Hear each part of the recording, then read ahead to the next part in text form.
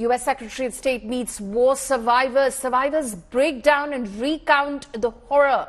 Blinken meets survivors in Tel Aviv. Survivors of the music festival get emotional. Those are images of the U.S. Secretary of State Antony Blinken, who arrived in Tel Aviv, meeting survivors of the Israel-Hamas war. These are those who survived after Hamas attacked Israel from the Gaza Strip on last Saturday. They were at that music festival from where Hamas took many hostages, killed many of those revelers who were present on the ground. These are survivors narrating that horrific tale to the U.S. Secretary of State Antony Blinken, breaking down, getting emotional. Images of Blinken hugging them as well. Gaurav Sawant, my colleague, is now joining me live from the war zone. The U.S. Secretary of State, Gaurav, there meeting with survivors of that horrific attack last Saturday on October 7, them narrating their tales of surviving that terror attack.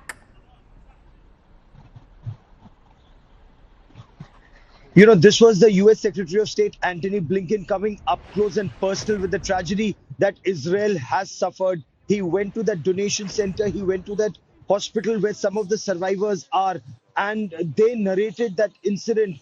In Israel, there was a feeling to an extent that this country stands isolated when it comes to their pain, their grief, their agony. But the U.S. Secretary of State and, of course, U.S. President Joe Biden. So both Antony Blinken and Joe Biden, they've repeatedly reassured Benjamin Netanyahu, the Prime Minister of Israel, and the leadership of this country that the United States stands very firmly with Israel in its hour of crisis. This is the worst terror attack ever in the 75-year history of Israel.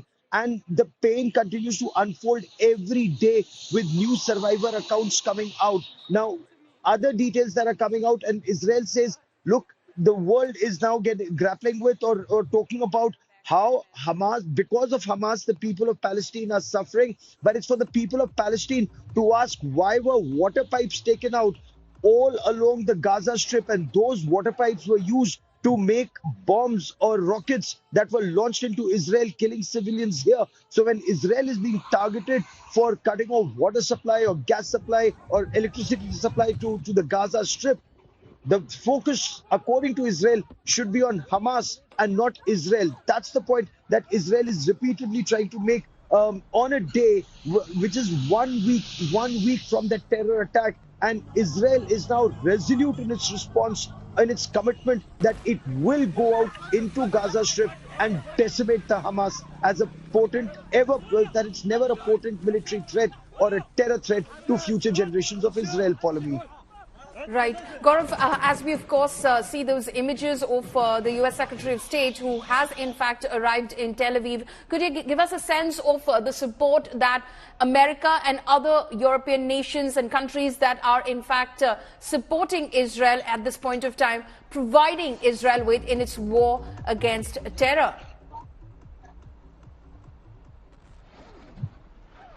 So when it comes to the United States of America, right from 2016, they had a $38 billion military hardware package that had been promised to Israel. A lot of it has already been delivered, but a lot more is being delivered even as we speak. There are U.S. military aircraft that are carrying arms, ammunition,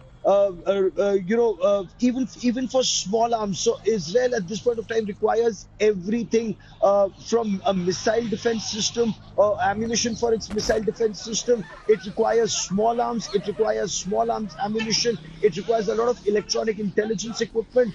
All of that is being provided, and plane loads of American military hardware is coming in. But that's just one part of the story. The second part of the story, and equally crucial, is the USS Gerald Ford, the U.S. aircraft carrier strike group. So the carrier battle strike group is already in the Eastern Mediterranean Sea, and that sends out a very strong message to Lebanon, to Iran, to other countries not to get involved in this crisis as Israel battles the Hamas. America is trying to tell the entire world that this is a battle between Israel and Hamas, and Hezbollah should not get involved. Lebanon should not get involved. Iran should not get involved. And USS Gerald Ford is one of the world's largest aircraft carriers with its carrier strike group, which comprises multiple destroyers, frigates, submarines, tankers, all of that equipment, and an aircraft carrier that carries 100 warplanes, it carries fighter jets, it carries electronic intelligence aircraft,